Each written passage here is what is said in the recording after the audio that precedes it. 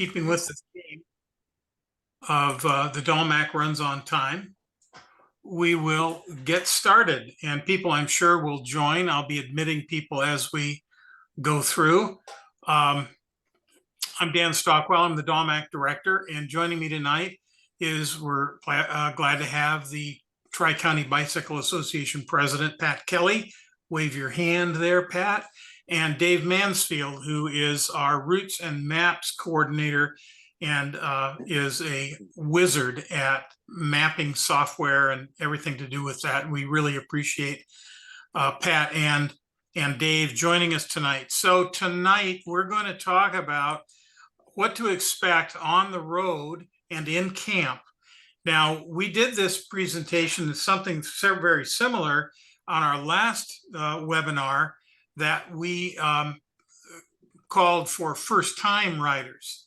But I wanted to cover this again, even if you've ridden the DALMAC before or if it's your first time. This is really important information to have about what to expect when you are actually on the road riding and you start turning the pedals and heading north. So again, this is what we're going to be talking about tonight, and it's a wonderful ride. I've done it 15 times, I think, something in that order. And I'll be on the 5 East route this year with any luck. And I know that Dave will be helping us out on 5 West. And Pat, what are you going to be riding this year? I won't be riding this year, but my role in DALMAC this year is taking care of the porta potties. That's right. All along the route. And that's why they call me Pat number 2. That's Pat number 2. And we were talking about you today, Pat, when Dave and I were mapping out, reviewing all the routes and where we need porta potties. Yeah. So you'll be hearing from us, I'm sure. Oh boy. All right, well, let's keep going. I've had some more people join. I'm glad to see that, and I will keep admitting people as we go along. So here's just kind of some basics about how this works. And you start basically on the day before your selected route starts. Now, your route can start in East Lansing, or it could also start at one of the locations further north for the shorter days, the 3 and 2 days. But before that, the start of your ride, here's the things you need to do. You'll get at the registration a wristband. You'll get a map booklet, which Dave and I have been working on today.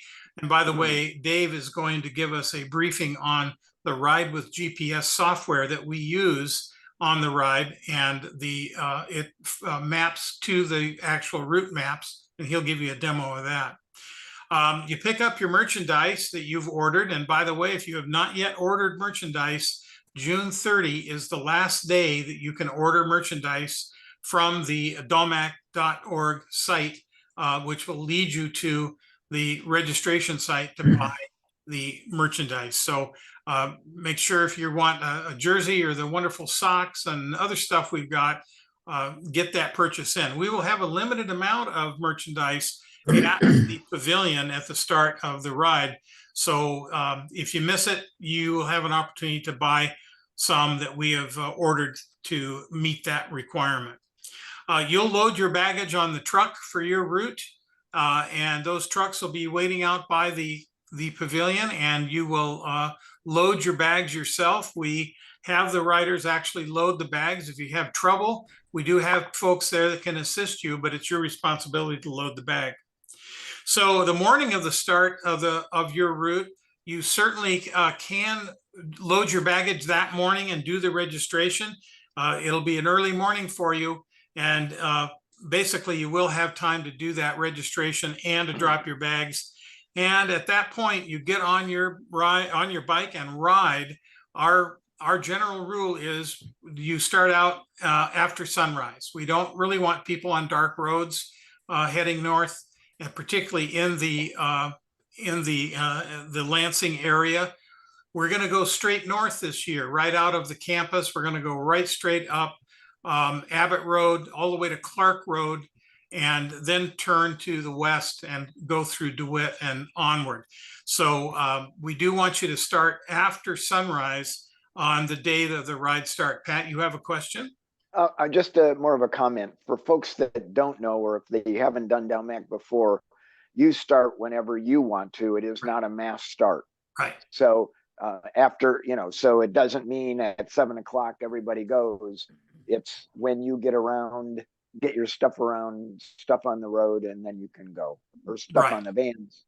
The sunrise is a beginning point. We, as Pat says, you can start riding at whatever pace and point that you believe will get you to the sag lines. We'll talk about sag lines at the appointed time. And if you're if you're a strong rider and you can have a second cup of coffee and not start till 8:30, 9 o'clock and can still get up to the sag line, that's fantastic. I'm not that rider. I've got to go a little bit slower than that. You haven't won DALMAC, Dan? No, I have not yet won DALMAC, but that's an inside joke for TCBA and DALMAC people. One of the common questions we get from folks is, well, what did you win when you rode that ride? I won sore legs and sunburn. What I won, but there is no winning. It's not a race. It's a ride. We have established rest stops along the route, and those are going to be indicated in your map booklet, so you'll know where you can stop. We have rest stops that are created by some people in the community. We can stop and enjoy cookies, pie, and cold drinks along the way. Each of our SAG vehicles will carry a supply of nutrition. We'll have water and cookies and bananas and other goodies to eat as we go north. So when you need something to replenish your engine, we will provide that. Communities along the way, they know we're coming, and they love us for the most part. And there's lots of opportunities to consume good stuff along the way. If you're on 5 West, and I guess the East, or the 4-2, there's a wonderful lunch stop at Lake George, and they really turn out and do a wonderful job with hamburgers and hot dog and watermelon and all kinds of goodies. And that's a fun stop. And we really appreciate the communities helping us out by providing these services. We want to make sure that we do help local businesses by stopping and buying stuff along the way, because it's important for them. We arrange for mobile bicycle repair services. Those repair areas will be marked on the route maps. So if you have trouble with your machine as you're pedaling along, we will have repair stops and folks to take care of your bike. And the mechanics will be in the camp every night. So if you have an issue, you can take your bike over there. We do a contract to have these folks on the route. They do charge individually for any repair or parts that you need on your bike. Dan? Yeah. Quick question, or a comment and a question. The SAG stops that DALMAC provides are free. The stops in the community that sell the cookies, they are to pay for. Yes. By the rider, but the DALMAC cookies and water and snacks that a DALMAC SAG provides is free. Yep. My question is, historically, the mechanics did not charge for service, but parts. Is that different this year? I don't think it is different. I think that it is a case dependent thing. If someone comes in with a shattered bike and there's hours of work to be done. Got it.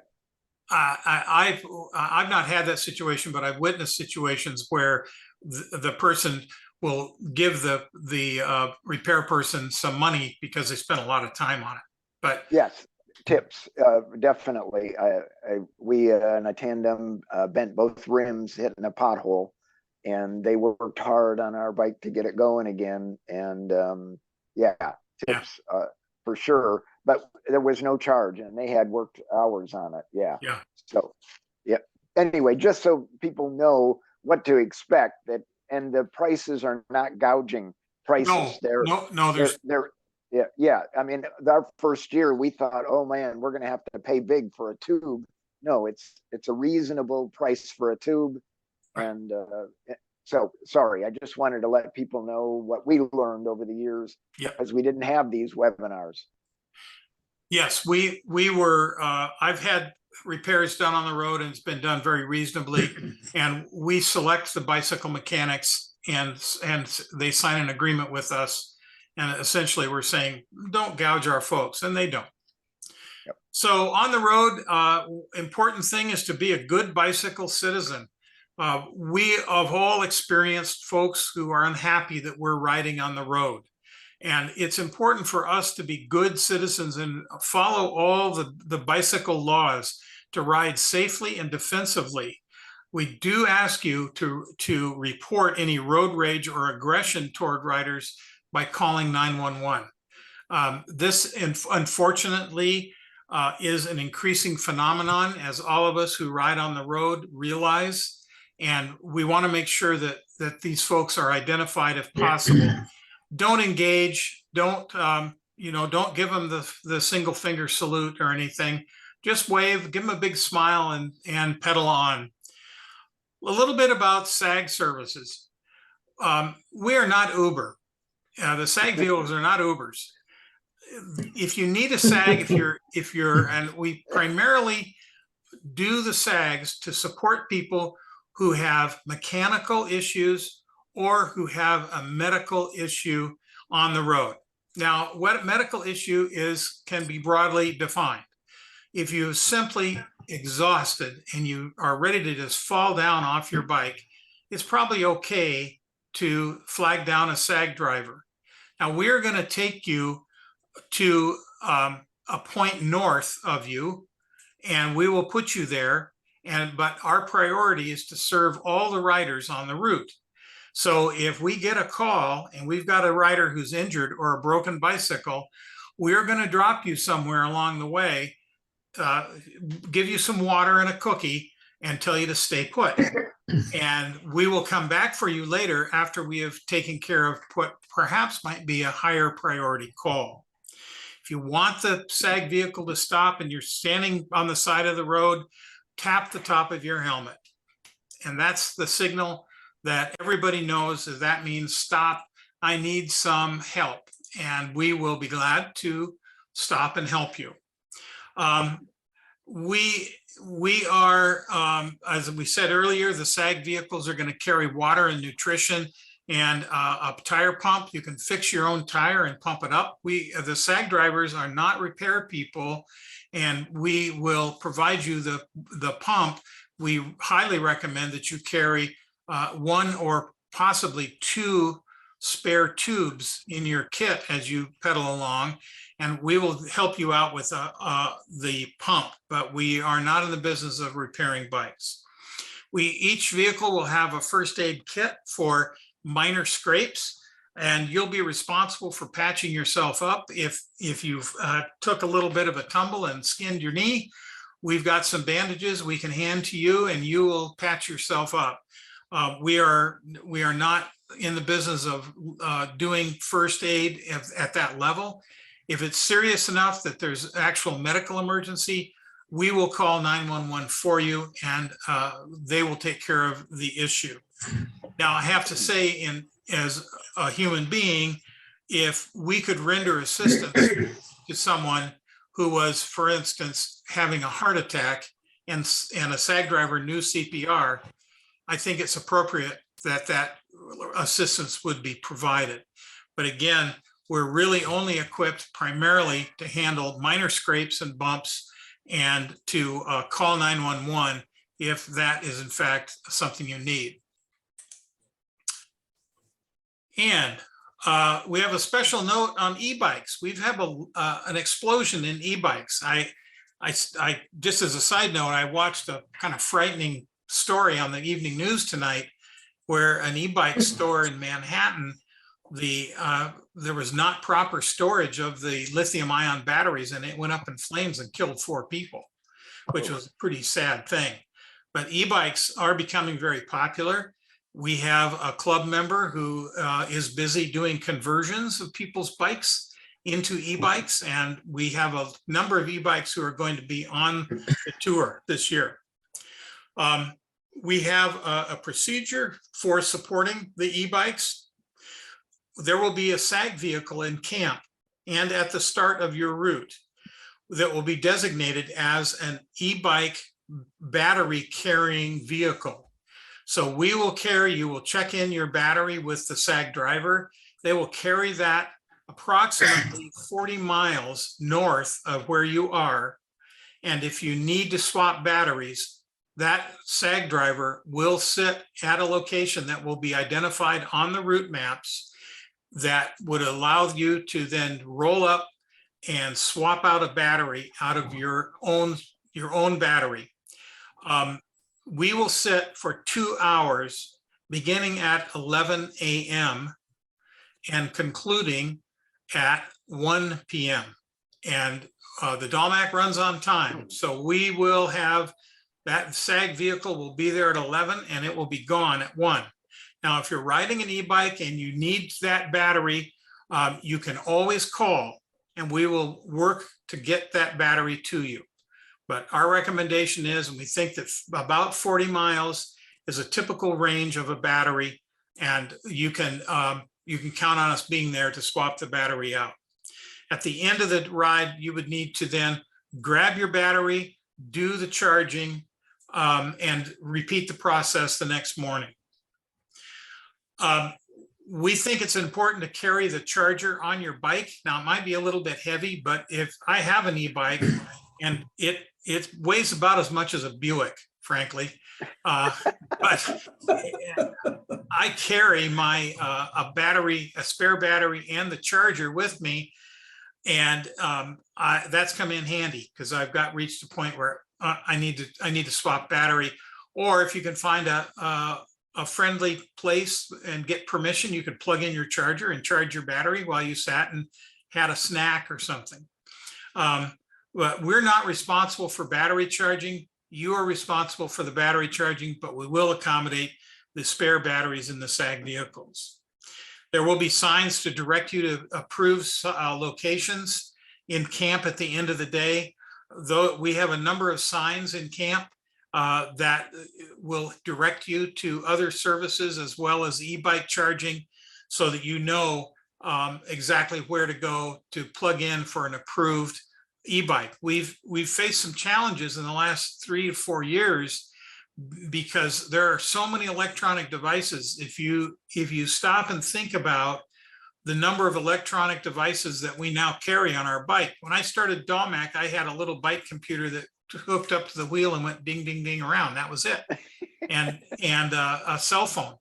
That was all. But now we've got GPS. We've got rechargeable headlights and taillights, and we've got our cell phones and maybe our tablet and all kinds of things that we're hauling along that require electricity.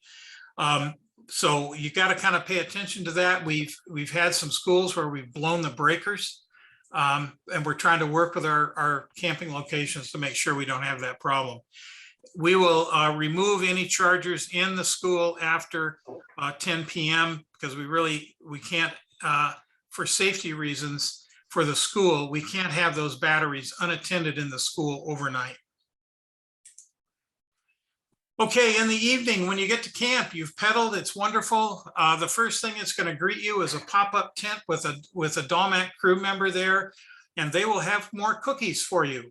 We're going to have the cookies on the SAG vehicles and as well as in the camp when you arrive. So if you're a good peddler and you get there at that 3 p.m., there'll be some goodies waiting for you. We have typically lemonade and wet fresh water as well in that area. The baggage truck will be open and the baggage offloaded by the baggage truck drivers. In this case, if you get there early and you see those baggage truck drivers working, please lend a hand and help get those trucks unloaded. As I said, there's directional signs in camp showing where to camp, where the CPAP locations are, directions to meals and other important information. This information will also be in the map booklet. So we want to make sure that we communicate this very clearly, what you can expect in camp. Dinner is served from 5 to 7 p.m. That may change depending on the local circumstances. So there will be signs posted telling you, dinner's going to be a little bit late, or you can come in early, or whatever the case might be. Just check on that when you get to camp. We really encourage you to attend the riders meeting. We have a riders meeting, the route coordinator. There is a route coordinator for each one of the routes, and they will conduct a meeting in the evening to say hello and continue to welcome you to the ride and get the scoop on what's coming up the next day. If we've got a weather situation coming up, or we have a detour around some unanticipated construction or road repair, we will let you know the night before if possible. We will also be providing this year for the first time a group texting capability that will allow our group leaders or our route leaders to send a text message to you with critical information. Now, we're not going to bombard you with happy little messages all day long, but we will send critical information via a text messaging service provided by our ride registration processor, and that will keep you updated, and you can expect to get those if there was a route change, a severe weather, or other thing that would affect the safety of the ride. We have quiet hours, 9 p.m. to 6 a.m. I don't think I've heard many people make a sound except snoring after 9 p.m.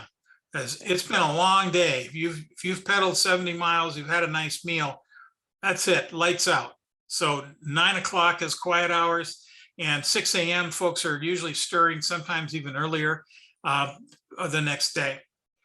We have a pet policy. TCBA has adopted a pet policy. Only certified working animals are allowed. So, and if you have a service animal and you want to bring that animal, please send me a note, and you can just send it to director@dalmac.org, and I can discuss that with you via email as to what sort of service animal we have and what the services are being provided. Okay. Dan? Yeah. Yeah, question on baggage trucks. We've never unloaded baggage trucks. That's always been the riders. We drive the truck, and as they're unloading, we'll have one driver in the truck driving it, another one signals to have us pull ahead. Is that changing this year? No, I had sort of forgotten that detail, Dave, because you're a baggage truck driver, you know it well. Yeah, we do ask the riders to help us unload those trucks. And Dave reminds me that we will have someone moving the truck forward as the bags come off. And that's, yeah, thank you for that. I appreciate that clarification. So rise and shine next morning. Stuff that wet tent into a bag and somehow cram all that stuff into your bags. And if you, a long time ago, I think I did 3 DALMACs where I took my own tent and did all that business. And after 3 of that and the wet tent, and no. So I then found Padres Cycle In, and Padres is a wonderful service that for an extra fee, you get first class service. They provide a tent and an air mattress. They set it up for you. They take your luggage. You don't have to schlep your luggage around yourself. They'll bring your luggage directly to your tent. And you roll out your sleeping bag and have a nice day. That's a really wonderful service, and I highly recommend it. I think they're getting close to sold out. So if you haven't signed up for that, go to dalmac.org and you can find a link to Padres Cycle In there. Breakfast is 6:30 to 8 typically. Again, if there's going to be a change in those hours, that'll be posted. Get your bags on the truck unless you're using the tent service. The trucks will open at 7 o'clock in the morning, and basically do a safety check on your bike. Make sure you've got air, make sure you've got plenty of water for hydration, and then again, hit the road after sunrise. The DALMAC crew, hardworking volunteers, will be at the site and on their way. By the time they clear everything up, their goal is to be out of camp by 9 a.m. and headed north to the next site. Sometimes that's a little bit later, but that's typically the time. And that's in some instances dictated by the school that they want us out of there by a certain time.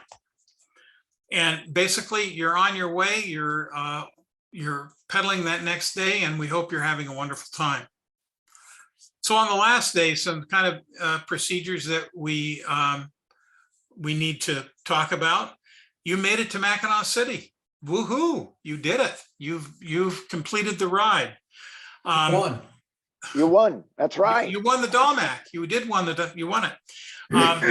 So the baggage will be spread out on the ground, arranged by route. So we have signs that will be posted, and there will be a big long line of bags, and there will be a sign in front of it that says this is the 5 West or this is the 4 West. So you can identify your bags. The good folks at the Mackinac City Schools, they provide some lunch. It's a fundraiser for the school, and they have some hot dogs and hamburgers and cold drinks and whatnot that you can buy right there by the area where we conclude the ride. And that's a good thing to do because they work hard, and we like to support the communities that we ride through. So there will be a departure of the bus. If you've purchased a bus ticket to return to the starting point of your ride, there is a schedule for those buses, and we do mean sharp. For that, the bus door closes at 3 p.m. and rolls. That means you need to get your bike loaded on the trucks before 2 p.m. So we want you to get your bike on the truck. There will be DALMAC crew members there to assist with preparing your bike by giving you zip ties to make sure your wheels aren't turning. And those trucks will be loaded with those bikes. The second departure for East Lansing is 6 p.m. and load the trucks before 5. So that gives you a little bit of time if you want to hang out, but please pay attention to the bus tickets that you have and which one you purchased. We still have room on the buses, and there is very limited availability for people who may have no shows or an extra seat or two on the buses. You could purchase a ticket at the end in Mackinac City, but we highly recommend that you sign up for the buses in advance. The Grayling and Gladwin bus, 4:30 p.m. sharp, and load before 3:30. There will be lots of DALMAC crew because we will all be converged. The crew and the riders will all be converged at the same spot in Mackinac City. The DALMAC crew will be there to help you. And we have folks walking around in pink hats. I look great in a pink hat. But that, if you have trouble or have big questions, stop and look for crew members with the pink hats, and they will be happy to help. So I've covered a lot of information there. I'd now like to have you ask questions, and then I'm going to turn it over to Dave, who's going to talk about the Ride with GPS. But first, let's tackle any questions that you have. I'm wondering how many folks are new to having never done DALMAC before that are participating in the webinar. I don't know. If those of you who are you new? Some of you? First timers? Okay. Richard, you're new? Yep. Great. Welcome. This will be my second year. Oh, okay. Okay, good. So you're not new. You're not Yeah. brand new. Yeah, good. And Tom, we know you. I'm working. He's a worker. Oh, He's a volunteer. SAG driver 5 West. Yeah. awesome. I've got Thank you. another number of other people who are online but have not turned on their camera, so we can't see their hands. But we've got quite a few other people on. I don't know if you want to pop in and say hello and ask a question. That'd be terrific. Any questions? Got a quick question. I missed the last meeting that had to do with training. And I was wondering if you had any quick tips. I don't want you to go through all, but any quick tips of stuff that's maybe not so intuitive. Yeah, so we did cover that at the previous webinar. You can go view the recording if you'd like, but I'll just give you the real high level. The most important thing, in my view, is time in the saddle. The amount of time you spend in the saddle will dictate how comfortable you are on the route. So, you know, and that also then automatically gets you some mileage. At this stage, we're in the middle of June, or kind of in the latter third of June. And you should be riding somewhere in the neighborhood of 75 to 100 miles a week and spending that amount of time in the saddle. And the training, I know all of us are concerned sometimes about riding on the road. If you're in the Lansing area, consider joining one of the TCBA group rides, because they do rides on the road, and there are variants. Pat Kelly is a speed demon. He is often on that super fast ride down the southern part of the area. There are other rides that run from 25 to 35 miles that occur almost every day of the week. And I would encourage you to join those rides. Those are good ways to train. Ride some hills, make sure you can tackle those hills. And I think, and I'm a poor example of this, but I think upper body strength is real important when you're riding a bike. I go to the Y and I try to work out. We get some upper body strength going. I think that's important. That helps you be a stronger rider. Core strength is important, as well as the legs. So does that help? Yeah, that's very helpful. Thank you. Sure. Charles, can I ask which route you're doing? So last year I did 4 West. Okay. And I had the benefit in terms of training that I did Ragbri, you know, in late July. Yeah. Which is flatter and hotter, so it's different. But I thought 4 West was great, and I'm inclined to want to do that one again. It's I think the West routes are the prettiest from my experience. They have and so you really know what to expect, and Dan is right. Time in the saddle is critical. And are you in the Lansing area? No, I'm in Chicago. I was one of the outliers last year. Yeah, no problem. And you don't have many hills in Chicago to kind of get used to what the 4 West is like. But nonetheless, hill training, if you can, is great. And if you can't, then intervals may be the best thing you can do. You know, instead of hills, it's similar. Not exactly, but similar. Yep. Okay, thanks, Pat. Welcome back. Any other questions? I have a question. Yes, please. So yeah, signing up for the first time, I'm doing the 5-day West. Really excited to do the ride.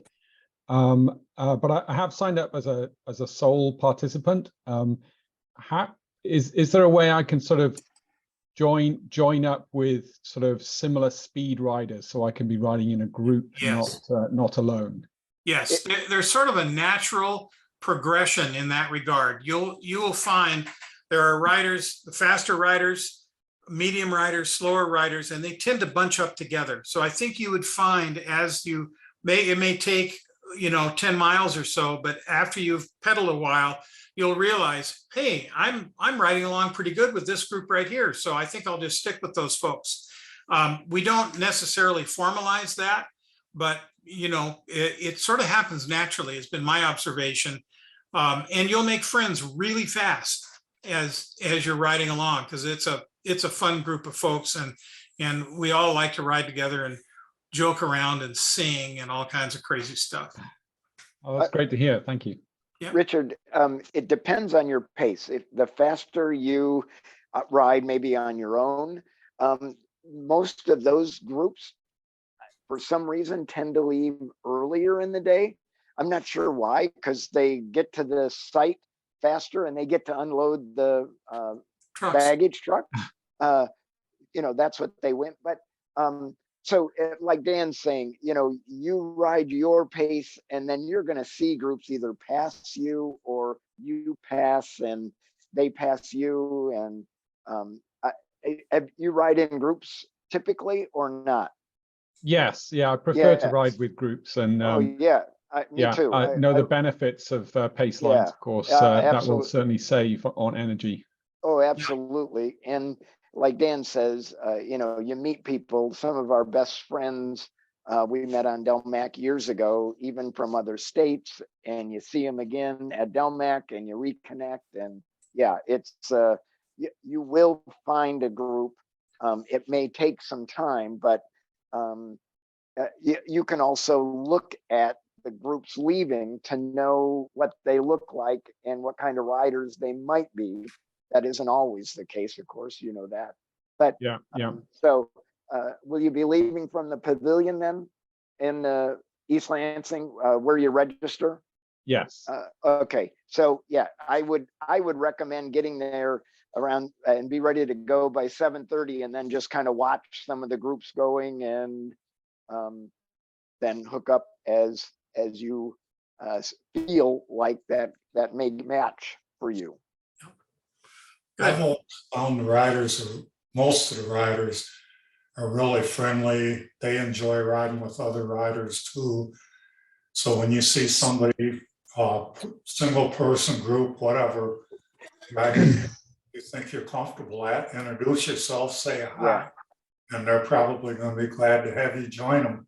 Yep. Yeah, because most of the riders that ride in groups know that benefit of being in a pace line in a group, and the group dynamics and the energy of a group. Just it is yeah. We've had some great DALMACs with groups, big groups. Yeah. Any other questions before we move along to Ride with GPS about anything we've covered? Okay. So I want to just introduce Ride with GPS. Ride with GPS is the sort of the official navigation, electronic navigation tool of Tri-County Bicycle Association. And we are very happy to be able to provide this service for free to members of Tri-County Bike Association. If you're not a member of TCBA, please join. It's $15 a year. It's not a big deal. It's less than the cost of Ride with GPS. And once you're a member of Tri-County Bike Association, you can get the Ride with GPS for free. And that's how I get it. And I use it all the time. Used it this morning, as a matter of fact, on a ride. So Dave, I'm going to stop share and I'm going to let you share and give us some information about Ride with GPS. Okay, first off, if you ride in DALMAC, you have free access to Ride with GPS. But what Dan was saying about membership in the club, we have a club account that all our members can get premium features for free of any ride in our club account, which is probably over 900 rides in our library now, and it's growing. So Dave, what is included in the premium service, and how much would that be if I wasn't a part of TCBA and wanted the premium service with Ride with GPS? You're muted, Dave.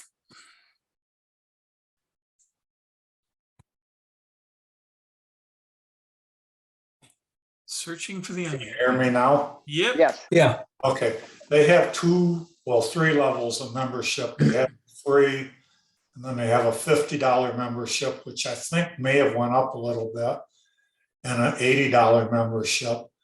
But some of the benefits is you can get turn-by-turn navigation on your cell phone, spoken directions. You can print custom maps and cue sheets. You can control how long before a turn. It gives you a warning that you're going to be turning. Quite a few benefits That's with the premium level that you get if you're a TCBA Yeah. member. Right. Yeah. For DALMAC, we're using what they call a ride with GPS experience, which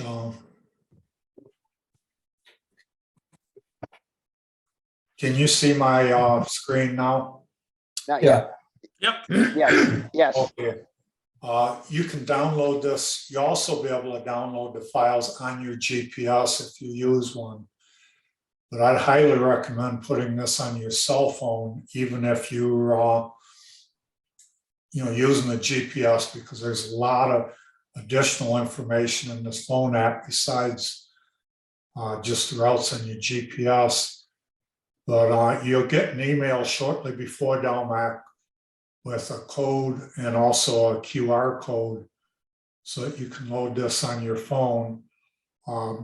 Also on the back of your map book will be the code and a QR code right on your map book. If you're at the pavilion on Wednesday night, Tuesday morning, I'll be out in the parking lot at one of the 5 West baggage trucks. If you have any questions, don't hesitate to come out and find me. But this will be the main screen on your phone, and this is a simulation. So these 3 bars up here would be the menu, but it doesn't work on the simulation. But if you want to go back to your standard application, ride with GPS application, you click this and select return to account. We got stuff here.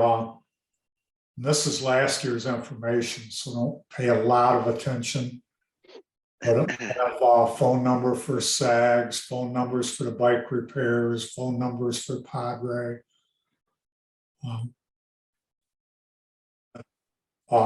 Talks a little bit about the route, that kind of stuff you wouldn't get with just your,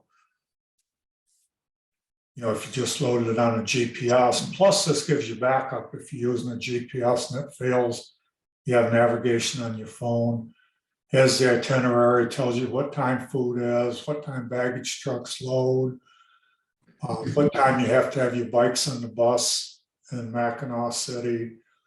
And then each day has like Wednesday, this is a 5 West route. So Wednesday, MSU to Vesterberg. And if I click on that, it tells you, warns you to make sure you get your baggage on the right truck, because leaving the pavilion, there's different routes. Tells you where the repair trucks are going to be stationed that day. You need a repair truck. If you have a personal SAG, we ask them not to drive on the route. And so it tells you where we've designated for them to meet you. Tell you a little bit about anything new on it this year. And then that will have the route for that day, or in some cases there could be more than one route. So if I click on it, then if this is the actual phone, if I just clicked right here, that would take me to navigation. But like I know on this day there's multiple routes. We're actually going to have 3 routes this year. We're going to have a route through Charlevoix, which I think is the most scenic. I agree. We have a route, alternate route that goes through East Jordan, Boyne City, up the wall. If you want to challenge yourself with the wall. And then we're also going to have basically the same route, but with the bypass through the little town of Advance to get around the wall without climbing it. And then unfortunately, this will still be here this year, but due to the trail being washed out, when you're going into Petoskey on the trail, there's a detour that has some hills on it. Petoskey High School's on top of a hill. And so unfortunately, with the trail being washed out, there's really no good way to avoid those hills. But this will all be updated before DALMAC. One thing new this year is we'll be stopping in Kalkaska, which I think is going to be a nice improvement. I agree. And it sounds like the food's gonna be super from what I'm hearing, so.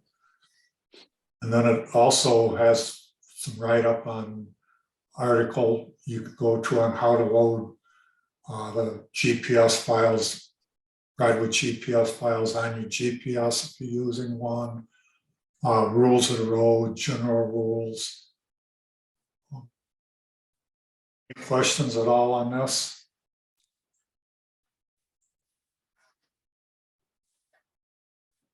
How do we sign up for the TCBA specific one?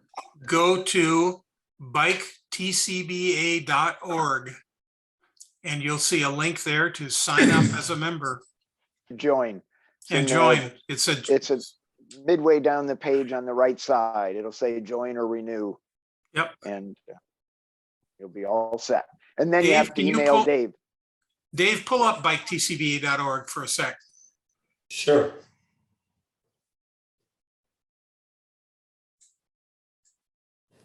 Okay, then, Links. yeah, right there's top one on links, says join or renew membership. And if I click on that, then it, gives you pricing, which is really reasonable. It's cheap. Yeah. Yeah. Especially if you do multiple years. Yeah. That's, even multiple years is less than 1 year of the subscription to Ride with GPS. Mm. That's great. And on the website also, we just had a Ride with GPS webinar last night that Dave did. You can go to the black bar and see after you log in, because you have to be logged in to get to the GPS. But it's there, and then you have to, GPS information, and then you email Dave, and he certifies you to be get the premium stuff. So pretty easy for a little bit of money. And if you're feeling bad about $15, you can send me the amount of money that you think you should have paid. That's just a joke. Sorry. It's just a joke. Yeah. I don't think the treasurer would be too happy about that. Oh, probably not. Well, Dave, thank you very much. Anybody have any more questions about anything we've covered tonight, including the Ride with GPS that you want to ask? And then we'll wrap up early because we're coming up at about 10 minutes to 8. Do we want to talk about maps at all? Well, we can talk about the map booklets. You want to show an example of what a map booklet page looks like? Yeah, that's what I'm thinking here. There are some rides. I went on a tour that had done away with the paper maps altogether. There were no maps. It was all Ride with GPS. We decided, myself and our committee decided that we didn't want to do that, that we felt it was valuable for riders to have a paper map in case of device failure, satellite crashed, who knows, whatever. It's nice to have that paper map. And it's a nice booklet. I've got one right here. This was last year's what was this? This was 4 West route map. And it's got a lot of information in it. It's got really nice maps, and Dave can show you a little more detail of what those maps. Dave is a master cartographer creating these things, and they're beautiful. Dan, show the cover again, because we also paint road markings where it's legal to paint, and that's what they'll look like on the road and the direction you're going. So you can't always depend on seeing those on the road and knowing that's the route, because DALMAC routes have changed and the old markings may still be there from previous years that you're not on. So you can't depend solely on those, but they are a help, especially if you've turned and you don't see any other bicyclists in front of you or behind you. You may see a confirming arrow after you turn. And so if you don't have GPS, you can check the paper maps. There you go. We have a whole crew of folks who load up in vans and drive the entire route and stop periodically, whatever, get out, spray paint these things on the road. It's a big job, and it's quite an impressive crew that takes care of that. Yeah. That's what it looks like. And for just another piece of, sorry, Dave, DALMAC is a 100% all volunteer organization. We have no paid staff. What? Wait a minute. Yeah, You sorry, probably Dan. promised I was. Sorry, Dan. Sorry, Dave. Yeah, and it's people that just love DALMAC and love being a part of it, like Tom, the SAG driver. But it's amazing what the volunteers do so that you have a good ride. And what we can talk about the DALMAC fund, where the profits go and what we've done with that money throughout the state of Michigan. But it's good for riders to know that we have no paid staff. Dan isn't getting any money. He gets all the grief and no financial payoff. Yeah, that's for sure. Yeah, You asked for this, Dan. I did, Tom. You're right. No, Pat Kelly forced me into it. Yeah. I'm happy to do it. I love the ride, and I love doing the organization of it, and great satisfaction out of it. We have great volunteers, every one of them. This is last year's map I have on my screen. This year isn't finished yet, but it kind of gives you an idea of the basic route on this page, and has phone numbers like we had in the Ride with GPS app. When we get down to the actual maps, the blue line is the main route. Red lines are private SAG. The whole private SAG route is not in the map book. They get their own set of maps that have the complete route, but where it's near the route, we indicate it so that people know that, the private SAGs and the bikes are both going to be in that area. But you follow the blue line there. Again, this is last year's route, but due to road construction, we'll be coming up Farm Lane, Abbott, Chandler, up to Clark this year. Just a heads up, people should be aware of the orientation of the map, because based on the given map, you've got to look and see which way is north. It's not Right. always the same direction on the page.